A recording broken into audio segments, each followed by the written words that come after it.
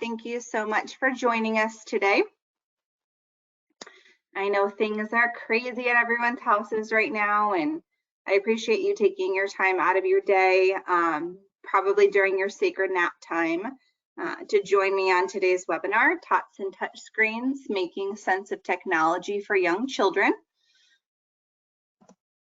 So my name is Lauren. Here's my picture. I am the Family Support Specialist with Child Care Answers. So what that means is I help families locate high quality childcare. I also do parenting workshops. I always say that I do anything from breastfeeding to biting and anywhere in between. So if it deals with young children, I'm your gal. I have previous experience as an infant toddler specialist for 9 years.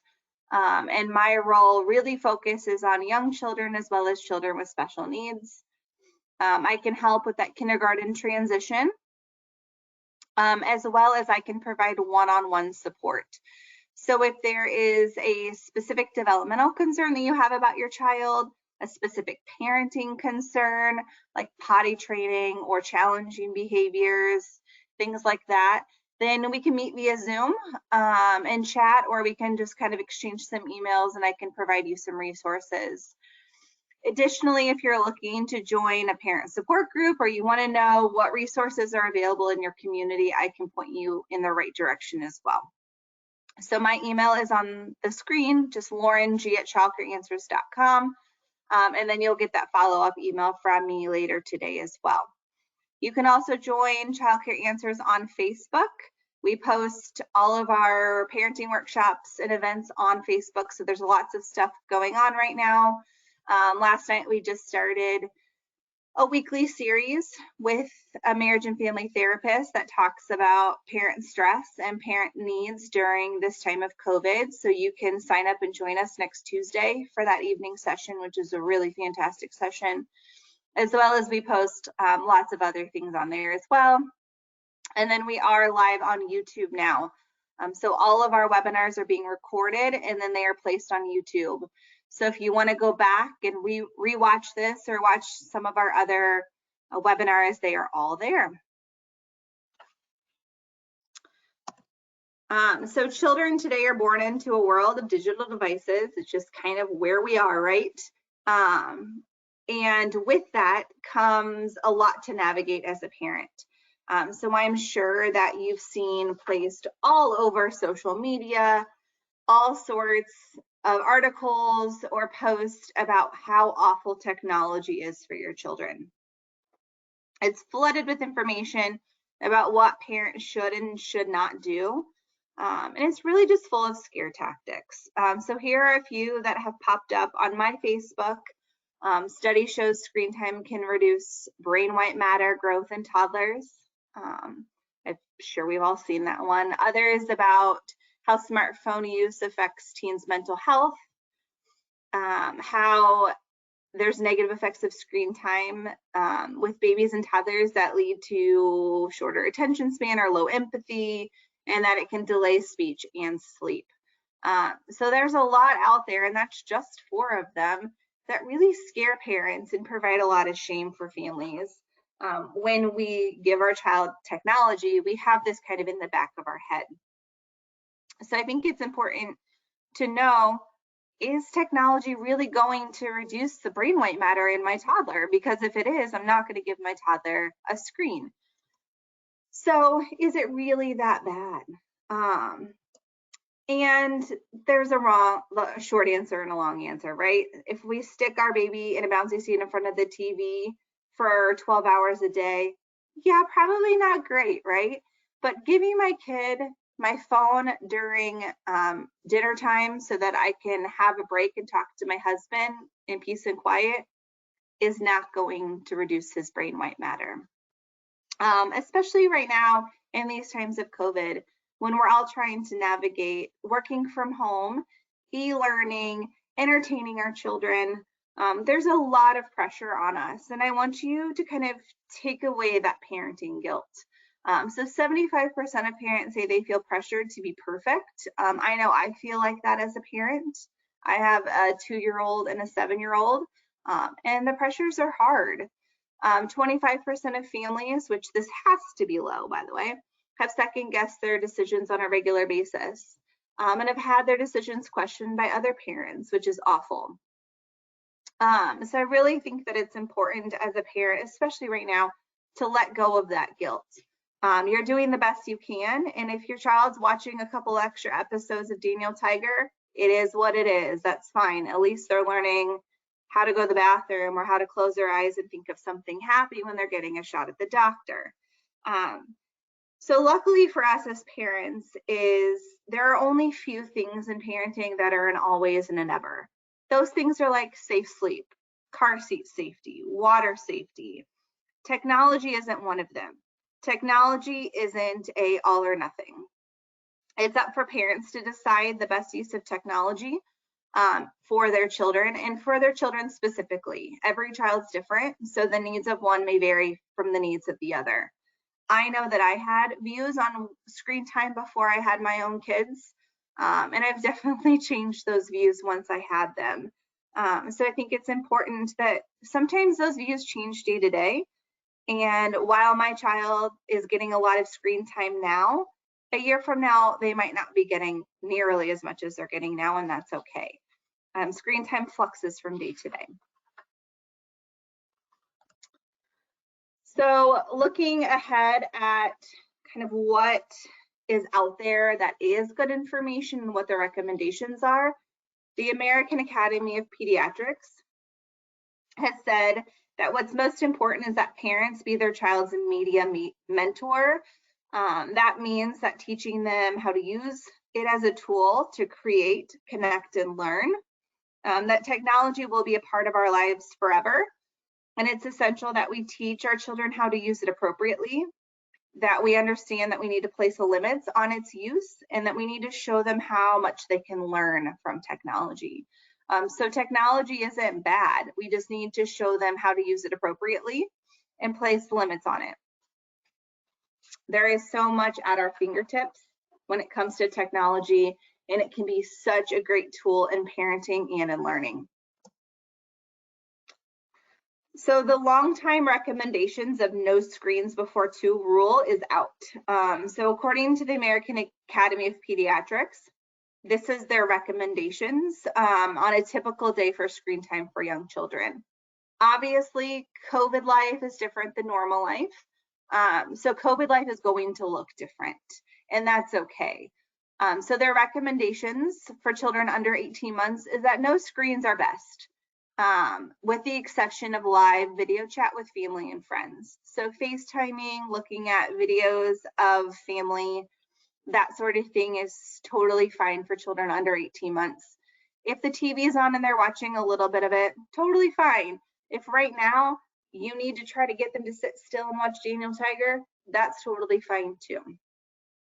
For our children from 18 months to 2 years, before age 2, it's that limit screen time and avoid solo use, meaning that if we're going to use TV, that it's high quality programming and we're watching it with our children to help them understand what they're watching.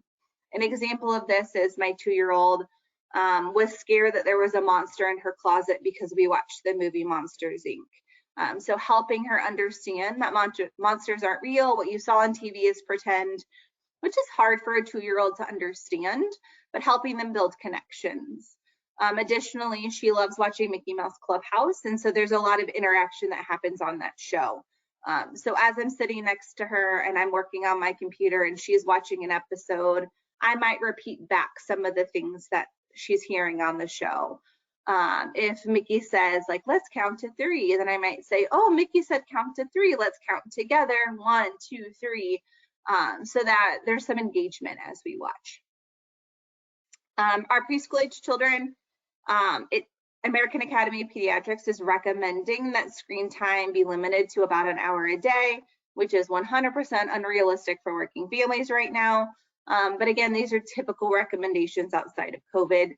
So again, throw away the guilt. It's totally fine if it's a full day of movies on a rainy day. And that parents should watch as well to ensure understanding and application to the real world and helping them build those connections.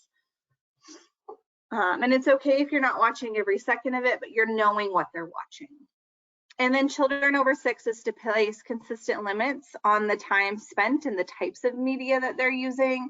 So this is really when we can implement some rules around screen time, that they're earning screen time with other jobs. My son, if he reads for 20 minutes, he can earn 10 minutes of screen time. So there are things that we can do to place some limits on screens, but also use it as a great reward. And then we don't want to let screen time affect sleep, exercise, or other behaviors. So it's not getting in the way of playing. It's not getting in the way of going outside, and that we're not linking screen time and bedtime together, because that can affect sleep. Right now, I think more than ever, we're seeing the benefits of technology as a tool to make meaningful connections. So things like email, instant messaging, social networking sites, and video chats may help children not only maintain relationships with family and friends, but also expand to their social world and their social understanding. So being able to learn about somewhere or someone that they don't get to meet face to face. Our children right now are very disconnected to their typical lives and to their family and friends, like grandparents or friends at school. And so using tools like this is the perfect avenue for them to build that connection. I can see my son really light up when he has Zoom calls, which he's on right now, a Zoom call with his friends at school and his teachers.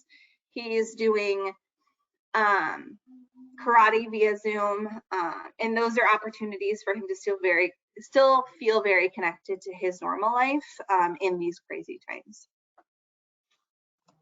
So some of those perfect tools for connecting via technology are things like FaceTime, Skype, Zoom, and Google Hangout that all really involve kind of a parent monitoring that.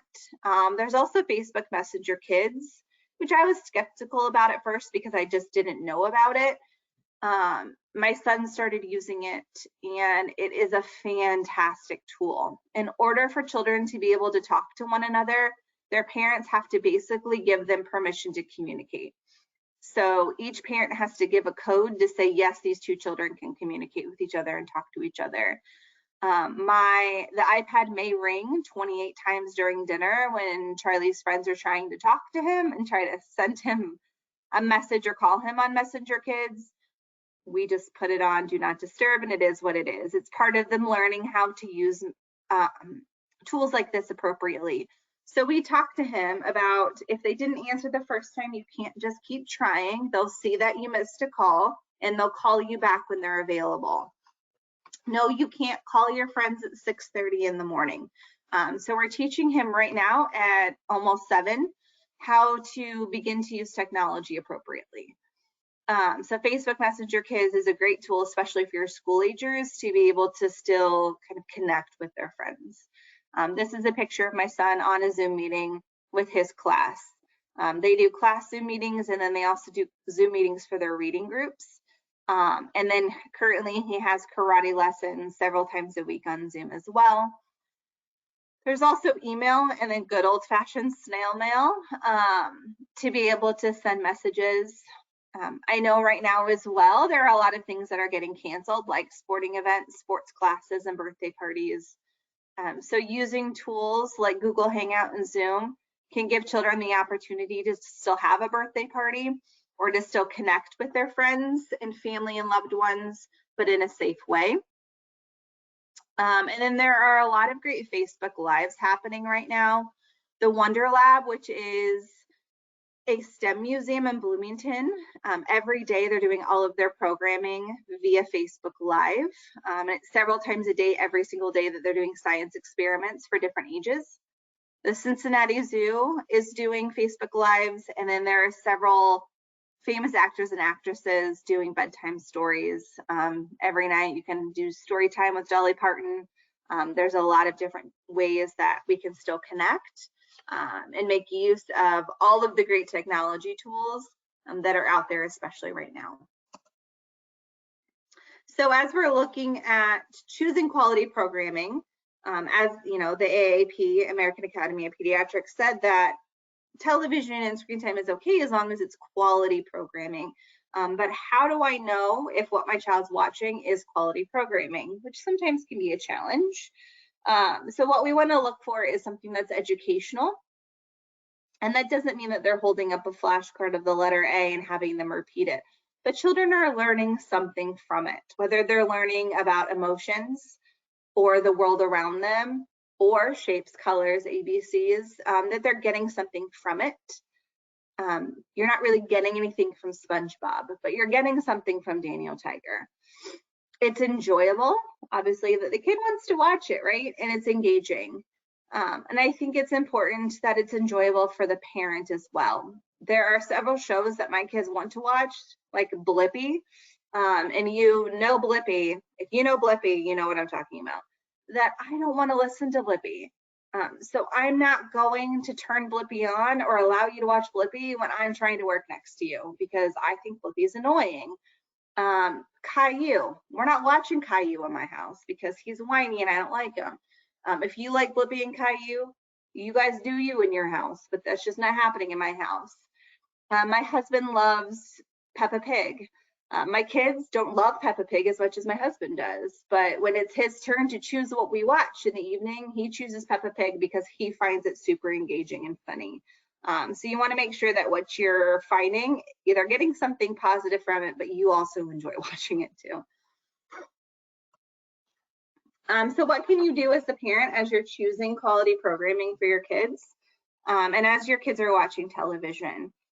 So talk about the program, ask them about the show. After it, ask them what they like, what they didn't like, maybe a character that they related to, how the show made them feel, relate it to their everyday life, ask them questions while they're watching it to help them understand new ideas or new concepts and help them make sense of what they're seeing. Point out and name things they see on the screen. Oh, look. Mickey Mouse found a blueberry. We have blueberries growing in our yard too. Be active while you watch. So if Mickey's doing the hot dog dance, you get up and you do the hot dog dance with them. Connect what children see on TV to their real lives, like I mentioned before. Also saying things like, do you remember we watched a show about a mail carrier? Here comes our mail carrier. So not only relating things to their lives while watching the show, but kind of in the reverse later in real life. And then when the show's over, act it out. Especially shows about emotions of let's start to work through some of this. Daniel Tiger has an episode about going to the doctor and being scared that I'm gonna get a shot and will it hurt? That is a great thing to act out. With toys, stuffed animals, and with puppets to help them make sense of things that might be scary. Recently, Sesame Street has been doing some programming around COVID, and those are other great things to act out. As you're acting out difficult topics like that, if your children are kind of just loosely playing and it doesn't go anywhere scary for them, that they lead it in that direction, then you know emotionally that they're probably pretty good right now. Even if they say, I'm really scared about getting sick, or things like that, if you start acting out like, oh, I got a cough and I'm sick, and they're like, let's go to the doctor and get a shot and you're all better now, then you know emotionally that your child's doing well. If you're acting things out and things kind of take a turn for the worse, and I'm sick and I go to the doctor and then I die at the doctor and I never see my family again, then you know that your child may be struggling with some emotions that you might want to talk about. And through play, oftentimes you see a lot of that happen. So I'm going to share with you a couple of my favorite shows and shows that offer this educational component that are engaging and that are interactive. So Daniel Tiger, I've mentioned him several times while we're talking. He was inspired by Mr. Rogers. I'm sure most of you know Daniel Tiger, but what I love about him is he discusses real world things, like, again, going to the doctor, being scared during a thunderstorm, using the restroom. I'm pretty sure Daniel Tiger potty trained both of my children, so I really thank him for his potty episode and his potty song. And he talks a lot about emotions. We can all learn something from Daniel Tiger's parents as well. The only time I saw his mom get mad was when he played with sand inside of the house, and she still pretty much held it together way more than I would if my kids brought in a bucket full of sand and dumped it on my floor. So we can all learn something from Daniel Tiger's mom. But Daniel Tiger also has episodes around going on their first sleepover, or that we're all big enough to do something. So my older sibling may be bigger and be able to do other things, but what are the things that I can do even at my size? The Octonauts is also a great show. I enjoy watching it. Another show with some catchy tunes. The educational component about Octonauts is really learning about sea creatures. So they have a creature report every episode where they're learning facts about a sea creature and they go on missions. So that's a fun one to watch as well. Storybots. So in every episode of Storybots, the bots guide kind of a question and answer posed by real kids. So in one of the episodes, they learn about how you catch a cold. And so it's real children saying, hey, I have questions about this, and then the Storybots kind of figure it out on the show. And then Doc McStuffins, she wants to be a doctor, just like her mom. So she fixes toys and dolls. And what I like about Doc McStuffins too is that it's a female in a strong role, which is really important for our little girls to see.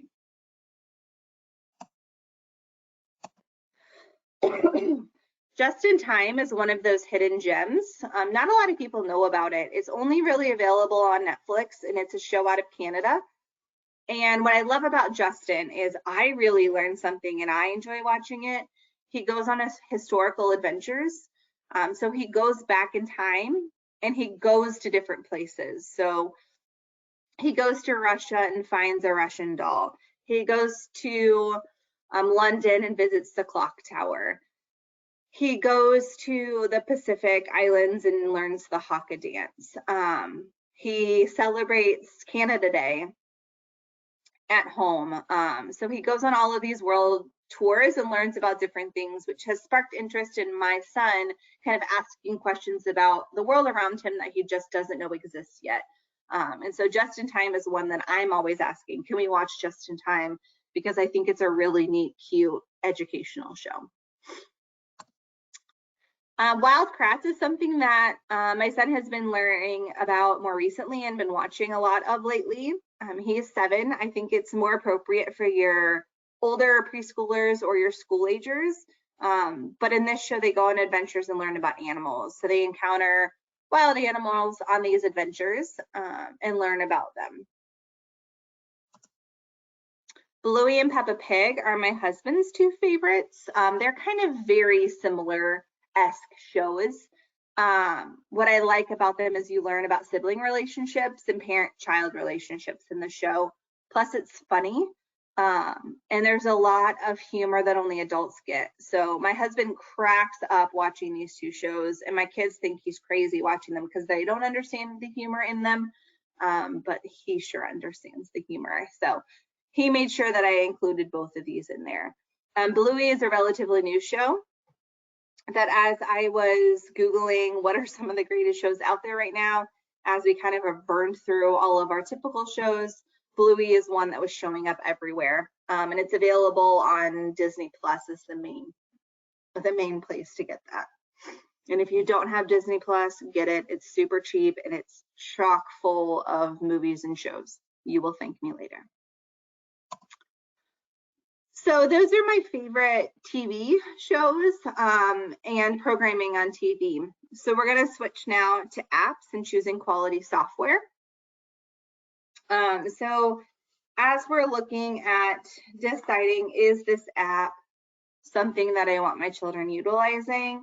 I think it's important to understand that an app being educational doesn't mean that it's drill and kill. So if the experience can be replicated on paper, then it does not make sense in an app. So don't download an app that is just flashcards or things like that. And make sure that it's an experience that can only be had on screen. An example of this is Motion Math. which is a math game for elementary age kids that offers an experience like running a cupcake shop. So there are math skills embedded within running a business.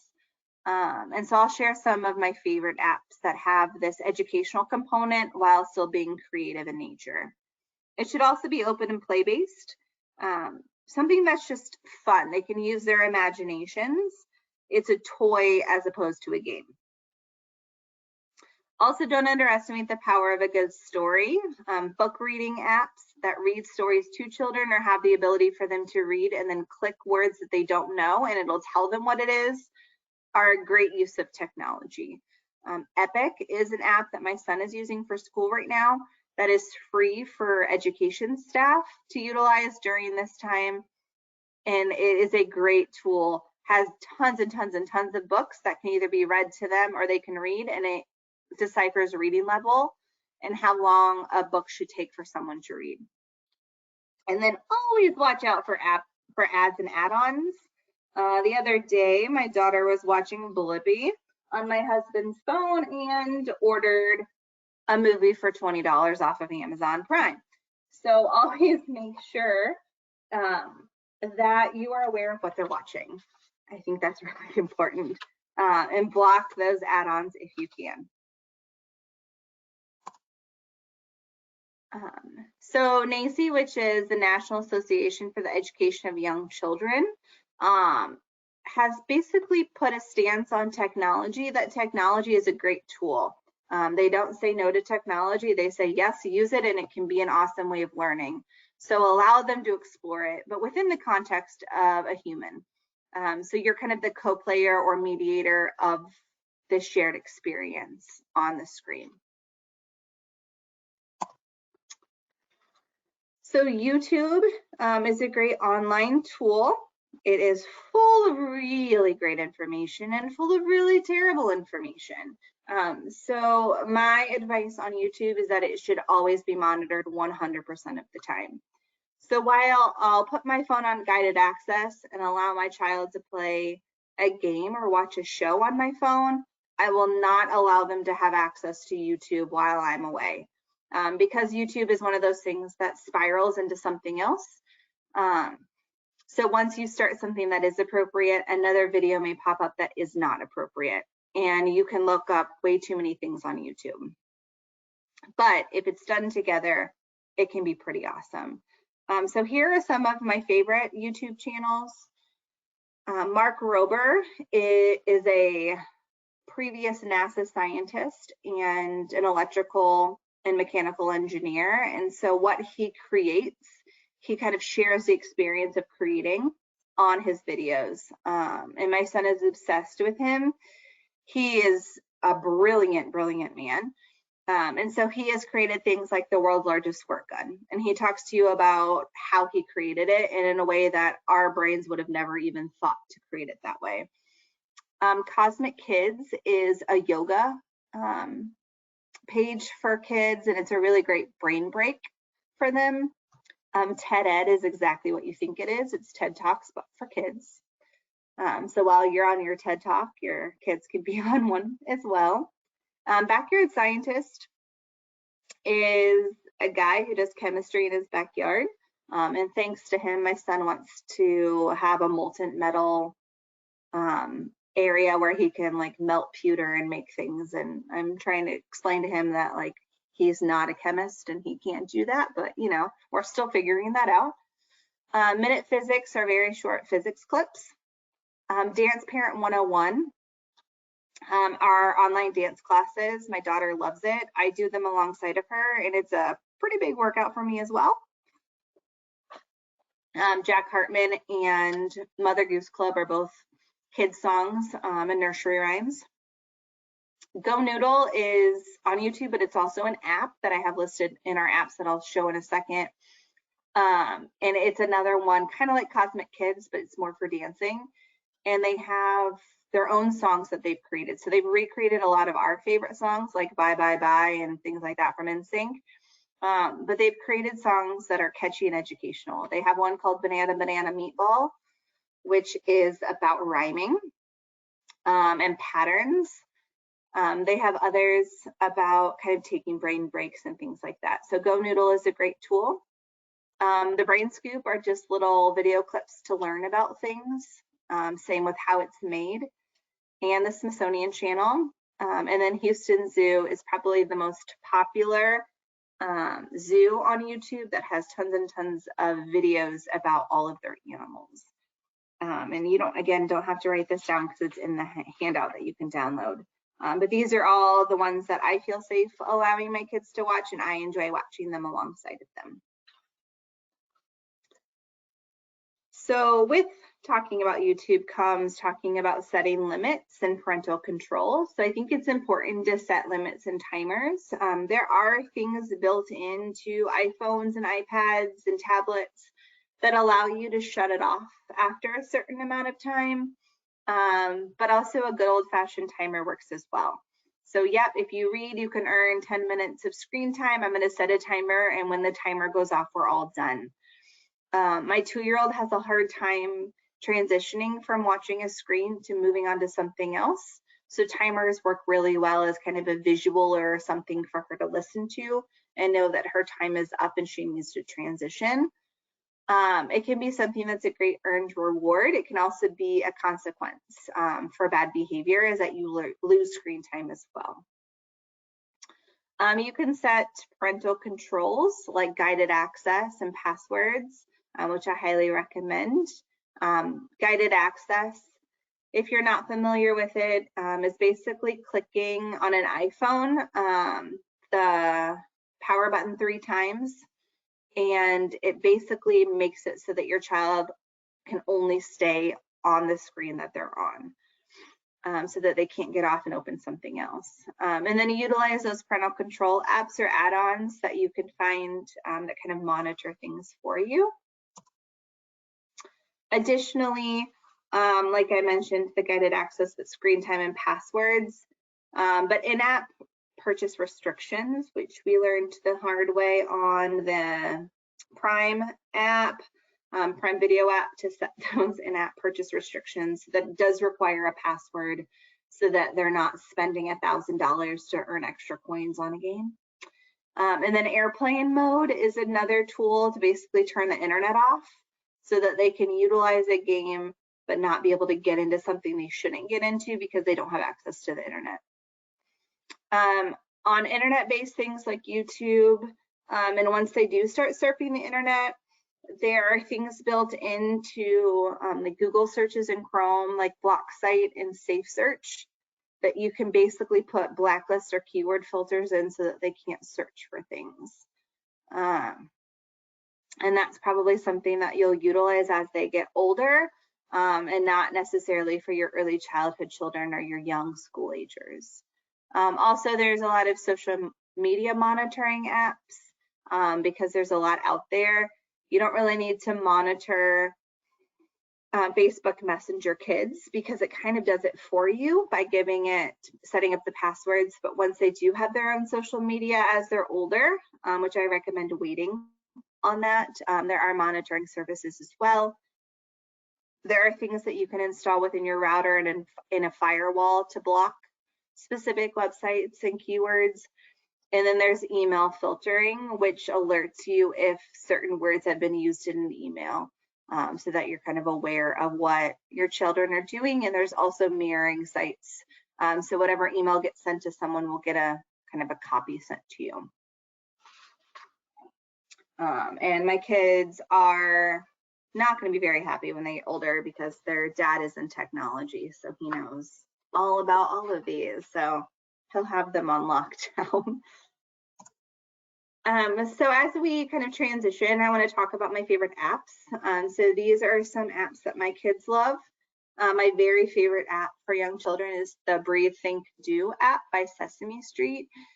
Even my daughter, while I'm creating this PowerPoint, saw the picture and said, I like that. I'm like, I know, Mama does too. But it's basically an app that allows children to learn the breathe, think, do strategy for problem solving.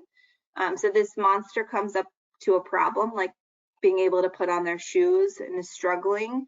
And then you help the monster take a deep breath, think about a solution and then act on that solution. It's fun. It comes in English and Spanish, which is nice, but it really helps them learn problem solving. When my son was younger and he would be really angry or frustrated, he would ask if he could play this app to help him calm down. So I thought that that was really a fantastic tool for him. PBS Kids, I have a love-hate relationship with their app. There's over 100 games on there from all of their shows that are amazing games, like helping Elmo go to the bathroom, playing pretend with Daniel Tiger, fishing for salmon in Alaska with Molly of Denali. The app crashes a lot, which is why I have a love-hate relationship with it. And once you get into a game, it's hard. Like, in order to get back, you have to basically exit out of all of the games and then get back into it. But outside of that, it is a fantastic app. Go Noodle, I've already kind of talked about as well. Busy Shapes is an innovative way to sharpen your child's reasoning skills. It's something that a 2-year-old can play as well as I can play. And you basically have to navigate shapes inside of holes, like a shape sorter, but it's way more complicated than a shape sorter and really kind of intuitive in the way that it works. There's also Con Kids, which they can learn reading, language, writing, math, and social emotional development through open-ended activities and storytelling. And what I like about this is that you can create accounts on there for different ages so that the games and experiences are dependent on the child's age. So what games my 2-year-old can play are very different than the games that my 7-year-old can play. And then lastly is my Singing Monster. It's a very Sims-like game, but you raise a pet monster, feed it, and help care for it. And you can set up like a little area that it lives in. And then each monster makes a different sound and they sing to each other, which is really cute. My favorite apps for very young children are the Peekaboo series, like Peekaboo Barn. They have a barn, they have Peekaboo Fridge that has different foods, Peekaboo Forest, Presents, Wild, Trick or Treat, lots of different ones. You can usually get them bundled. Unfortunately, it is a paid app, but it's an app that I would spend money on with my kids. There's also Elmo Calls, which your toddler can FaceTime Elmo, which is really cute, and Elmo can leave your toddler voicemails. Daniel Tiger's Stop and Go Potty is a fantastic tool for potty training. And then Lego Duplo Connected Train, they can build Lego trains on the app, and then they can kind of recreate them with their Legos in their bedroom or in their playroom. For older children, my son's favorite app is Spellspire. It's definitely a school age app or for an app of children who can spell. You essentially spell words and use this one to defeat the monsters, and then you get to move up levels. It's kind of like a Harry Potter-esque game. And what I love, and I feel like it's a parenting win, is that my son will read to earn Spellspire time, which is essentially him spelling. So I feel like, again, that's a parenting win right there. Toca Kitchen Monsters is really cute. The Toca series are all very great apps. But in this one, you get to cook and prepare food for monsters, and you can make the nastiest things. It allows you to slice, boil, fry, cook, microwave, blend different foods. And then you get to see the monster's reaction to what the child's created. Brain Pop and Brain Pop Jr. offer kind of movies of the week and quizzes so that they can learn about something. So they can learn about like how a wheel works, or a wheel and axle, or how a pulley works, or things like that. Free Flow is basically an app where you have to connect matching colored pipes without crossing over. It's a problem-solving game. It's really difficult and challenging. My son plays it, I play it. It's fun. Word Jungle is that they have to find the hidden words within a bunch of words and like connect them together, and it improves their vocabulary, concentration, and their spelling skills. And then Prodigy Math.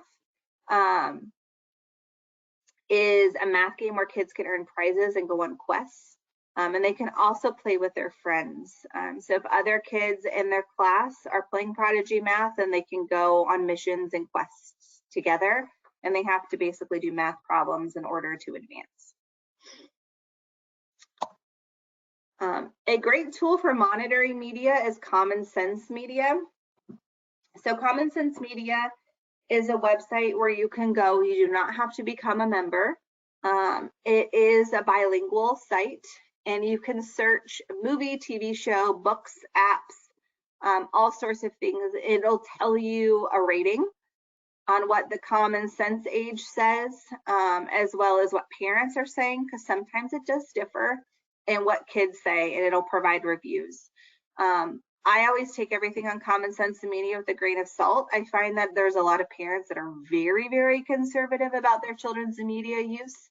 And so while I disagree that the best age for onward is 7+, that is kind of what they've said. So it allows you to be the media mentor for your children, so that you can make an informed decision on, yes, you can watch this, or no, I don't think we're ready for that yet.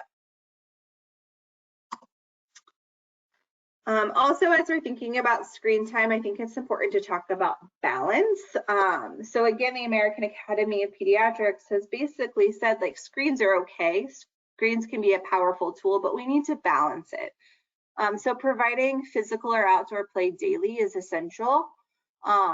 And really trying to unplug during meal times. I know sometimes that's easier said than done. And we try to unplug during meal times at home, where we sit at the table and eat together. And I've tried my best out to eat to unplug, but there are some days after a long day's work and the kids are acting crazy at dinner that, yes, please watch this movie on my phone while you eat, so that you're sitting in your seat and I can talk to my husband and we can have a conversation and I can enjoy my meal. And there's nothing wrong with that. Avoid TV time before bed, or a TV in a child's room. Especially TV in a child's room, of kind of removing TV from that bedtime routine.